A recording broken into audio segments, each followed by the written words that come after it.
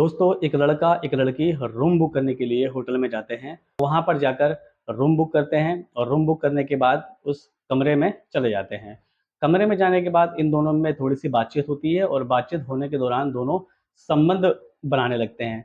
संबंध बनाने के दौरान लड़की जो अपने पास छुरा लेकर आई थी, उस छुरे से उस लड़के का प्राइवेट पार्ट काट डालती है और होटल से भाग जाती है। प्राइवेट पार्ट करने के बाद वो लड़का ज़ोर-ज़ोर से चिल्लाने लगता है। जब होटल के स्टाफ उसके चिल्लाने की आवाज़ को सुनते हैं, भागे-भागे उस रूम में जाते हैं। वो देखते हैं कि एक लड़का जो बेड पर पड़ा हुआ है और उसका प्राइवेट पार्ट कटा हुआ है। ये देखकर वो लोग भी एकदम हैरान हो जाते हैं। दोस्तों, इस कहानी में आगे बढ़ने से पहले आपसे छोटी-सी एक रिक्वेस्ट कि अगर आप इस चैनल पर नए हैं, तो इस चैनल को ज़रूर सब्सक्राइब करें। दोस्तों, ये सच्ची कहानी है बिहार के पटना की, जहाँ पर एक सीआरपीएफ का जवान जो एक लड़की से प्यार करता था, वो लड़की पटना के हॉस्टल में रहकर अपनी पढ़ाई कर रही होती है। लड़का जो है उस लड़की को बताता है कि भई मेरी शादी होने वाली है और घरवाले मेरी शादी कहीं और कर रहे हैं। तो ये सुनकर लड़की बड़ी खफ़ा हो जाती है, बड़ी नाराज़ हो जाती है। वो कहती है कि मैं तो तुमसे शादी करूँगी, आप के लिए अपने घरवालों से बातचीत करें। लड़का कहता है कि मेरे घरवाले कहीं और शादी करने की ज़िद पर हैं, वो तुमसे मेरी शादी नहीं होने देंगे। ये सुनकर लड़की काफ़ी गुस्सा हो जाती है और उन दोनों में बातचीत बंद हो जाती है। लड़का जो है वो भी लड़की से प्यार करता था, वो फ़ोन पे ना बात करके वो सीधा पटना आता है और उसको समझाने की कोशिश करता है। बहरहाल किसी भी तरह जो है वो लड़की नहीं मानती है। लड़की ये कहती है कि मैं तो शादी अगर करूँगी तो सिर्फ़ तुमसे ही करूँगी। जो लड़का होता है वो आखिरकार ये बात कहता है कि अच्छा ठीक है, भले ही मेरे घरवाले कहीं और मेरी शादी कर दें, लेकिन मैं प्यार तो तुमसे ही करता रहूँगा और तुमसे इसी तरह से मैं मिलता रहूँगा। लड़की इस चीज़ के ऊपर थोड़ी-सी मान जाती है और अपने हॉस्टल चली जाती है और लड़का वापस अपने ड्यूटी पर चला जाता है। 2-4 दिन के बाद लड़की के अंदर ये गुस्सा बढ़ता चला जाता है कि जिस लड़के से मैं प्यार करती हूँ, वो लड़का किसी और का होने वाला है। वो कैसे बर्दाश्त कर सकती थी इस चीज़ को।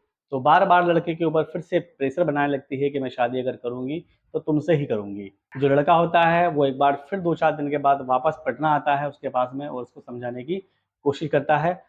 इसी समझाने के लिए वो लोग एक होटल के अंदर जाते हैं और होटल में एक रूम बुक करते हैं। तो रूम बुक करने के बाद वो लोग उस कमरे के अंदर जाते हैं, बहुत सारी बातचीत करते हैं, अपने प्यार-मोहब्बत की बातचीत करते हैं, उनसे कहते हैं कि भले ही हमारी शादी ना हो पाए लेकिन मैं जो हूँ वो तुमसे ही आखिर दम तक प्यार करता रहूँगा। लेकिन उस लड़की के मन में कुछ और ही चल रहा था। बातचीत होने के दौरान लड़के में और लड़की में एक संबंध बनाने की तैयारी होने लगती है। इसी संबंध बनाने के दौरान जो लड़की अपने साथ में एक छुरा लेकर आई थी जिसकी भनक इस लड़के को बिल्कुल भी नहीं थी, उस छुरे से उसका प्राइवेट पार्ट ही काट डालती है और वहाँ से फरार हो जाती है। प्राइवेट पार्ट करने के बाद जो होटल के कर्मचारी होते हैं, वो उसकी चीखने-चिल्लाने की आवाज़ें सुनने लगते हैं। अब होटल के कर्मचारी वो एकदम हैरान हो जाते हैं कि अचानक से क्या हो गया? वो भागे-भागे उस रूम में जाते हैं तो देखते हैं कि वो लड़का बेड पर पड़ा हुआ है, उसका प्राइवेट पार्ट नीचे बेड से कटा हुआ गिरा हुआ है। तो आनन-फानन में जो होटल वाले होते हैं, वो पुलिस वालों को फ़ोन करते हैं। पुलिस वाले आते हैं, वो भी देखते हैं कि खून से लथपथ एक लड़का है जिसका प्राइवेट पार्ट अलग पड़ा हुआ है। वो तुरंत उसको उठाकर हॉस्पिटल में लेकर जाते हैं। हॉस्पिटल में आनन-फानन में उसका इलाज चलता होता है। ये लड़का जो बेहोश हो चुका होता है, इसको ये नहीं मालूम कि मेरे साथ में क्या हो रहा है। धीरे-धीरे उसकी सर्जरी होनी स्टार्ट हो जाती है। तो जो पुलिस वाले होते हैं, वो भी नहीं समझ पाते कि आखिर इसके साथ में ये माजरा क्या हुआ। लोग उसकी तलाशी लेने लगते हैं। तलाशी लेने के दौरान उनको एक कार्ड मिलता है, जिससे ये मालूम लगता है कि ये सीआरपीएफ का जवान है।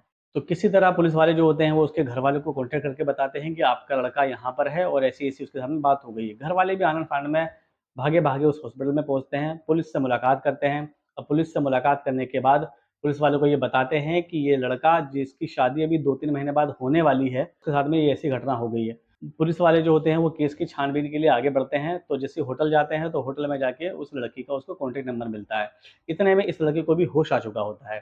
पुलिस वाले वापस हॉस्पिटल आते हैं और उसका बयान दर्ज करते हैं। लड़का ये बताता है कि ये एक लड़की है जिसे मैं प्यार करता हूँ, पिछले 2-3 साल से मेरे और उसके बीच में आपसी में बातचीत चल रही थी और हम दोनों आपस में बहुत प्यार करते थे। मैंने उसको समझाने की बहुत कोशिश करा कि भले ही मैं शादी किसी और से कर रहा हूँ, लेकिन मैं प्यार तुमसे ही करता रहूँगा, लेकिन उसके मन में कुछ और ही चल रहा था। उसने मुझे होटल के अंदर बुलाया और होटल के में बुलाने के बाद उसने धोखे से मेरा प्राइवेट पार्ट ही काट दिया। पुलिस वाले जो उस लड़की का कॉन्टैक्ट नंबर होटल से ले चुके होते हैं, उससे बात करते हैं और बात करके उसको किसी तरह थाने में बुलाकर लेकर आते हैं। जब थाने में लड़की आती है, तो लड़की अपना बयान दर्ज करती है कि ये लड़का पिछले 2-3 सालों से हम मुझसे प्यार कर रहा था, लेकिन अब शादी कहीं और करने की कोशिश कर रहा है, जो मुझे बात बिल्कुल बर्दाश्त नहीं हुई और गुस्से में आके मैंने इसका प्राइवेट पार्ट ही काट दिया, क्योंकि जो लड़का मेरे साथ पिछले 2-3 सालों से संबंध बना रहा है, वो अचानक किसी और का कैसे हो सकता है। इसीलिए मैंने इसके साथ में इस घटना को अंजाम दिया।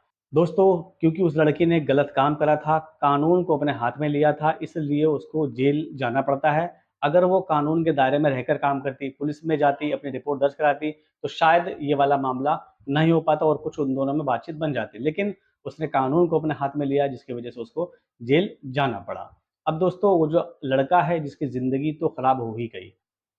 दोस्तों, ये सच्ची कहानी है बिहार के पटना की। इस कहानी का मकसद किसी के दिल को या किसी की भावना को ठेस पहुँचाना नहीं, सिर्फ़ और सिर्फ़ समाज में जागरूकता पैदा करना था। ये वीडियो आपको कैसी लगी? अच्छी लगी हो तो लाइक ज़रूर करें और हाँ, जाते-जाते चैनल को सब्सक्राइब ज़रूर करते जाएँ। मिलते हैं अगली वीडियो में अगली खबर के साथ।